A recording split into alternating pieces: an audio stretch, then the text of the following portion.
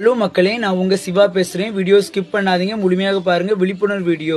என் அன்பு மாணவ செல்வங்களே, உங்கள் பெற்றோர்களிடம் எதையுமே மறைக்காதீங்க. நீங்க நல்லா இருக்கணும், உயர்ந்த நிலைக்கு செல்லணும். நினைக்கக்கூடிய ஒரே ஜீவன் உங்க அம்மா அப்பா தான். உங்க அம்மா அப்பா உங்களுக்காக தான் வாழ்றாங்க. அதனால எந்த ஒரு விஷயத்தையும் அவங்ககிட்ட மறைக்கவே கூடாது. இங்க கல்லூரி ஸ்கூல் படிப்பீங்க, அங்க என்ன விஷயம் நடந்தாலும் சரிதான், எல்லாமே உங்க அம்மா அப்பா கிட்ட ஷேர் பண்ணணும். அதே மாதிரி பெற்றோர்களும் உங்க குழந்தை ஸ்கூல் போயிட்டு வருது, கல்லூரி போயிட்டு வருங்கன்னா அங்க என்ன நடந்து, நீ என்ன சாப்பிட்ட, என்ன படிச்ச, ஆசிரியர் என்ன கற்பித்து தந்தாங்க, என்ன பாடம் எடுத்தாங்க, எல்லாமே நீங்கள் கேட்கணும். அப்போ ஒரு ஃப்ரெண்ட்லியாக இருந்து கேட்டால் தான் எல்லாமே ஷேர் பண்ணுவாங்க.